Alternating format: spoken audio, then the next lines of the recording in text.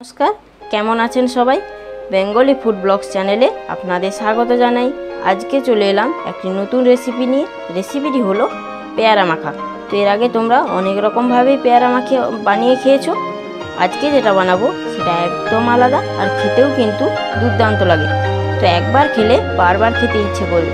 তো চলো বেশি দেরি না করে শুরু করা যাক।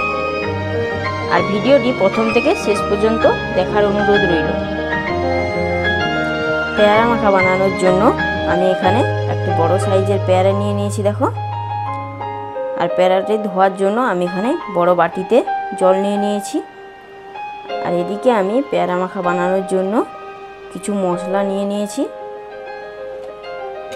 এবারে পেয়ারাটা খুব ভালো করে আমি ধুয়ে নেব।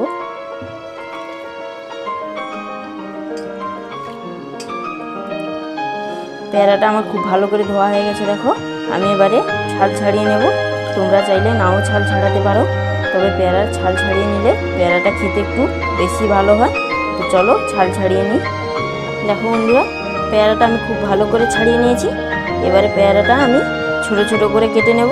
চলো কেটে নিচ্ছি। এইদিকে আমি পেয়ারাগুলো ছোট ছোট করে কেটে নিয়েছি, দেখো। খুব সুন্দরভাবে কেটে আমি ধুয়ে রেখেছি। আর এই প্লেটে আমি মশলাগুলো মাখিয়ে নেব। আধা চামচ পরিমাণ লবণ, আধা চামচ পরিমাণ লঙ্কার গুঁড়ো, আধা চামচ পরিমাণ বিট লবণ, একটা কাঁচা লঙ্কা, আধা চামচ পরিমাণ গোলমরিচের গুঁড়ো। ভালো করে মিশিয়ে নিচ্ছি।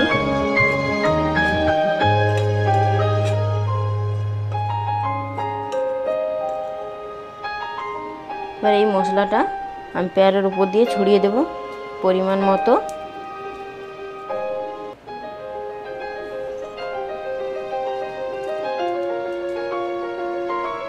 এবারে ভালো করে আমি মেখে নেব।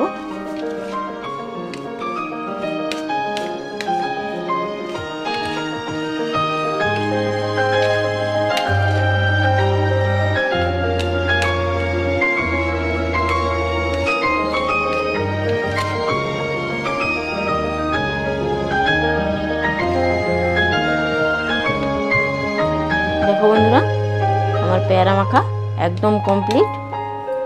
দেখেই বুঝতে পারছো কত সুন্দর হয়েছে। এটা খুবই সুন্দর, আর খেতেও কিন্তু দুর্দান্ত লাগে। তোমরাও বাড়িতে বানিয়ে খাবে। ভিডিওটি তাহলে আমি এখানেই শেষ করছি। সবাই ভালো থাকবেন, সুস্থ থাকবেন, সাবধানে থাকবেন। ভিডিওটা কেমন লাগলো সেটা আমাকে অবশ্যই কমেন্টে জানাবেন। আর ভালো লাগলে ভিডিওটি লাইক ও শেয়ার করবেন, চ্যানেলটি সাবস্ক্রাইব করবেন। আবারও ফিরে আসবো একটি নতুন রেসিপি নিয়ে। নমস্কার।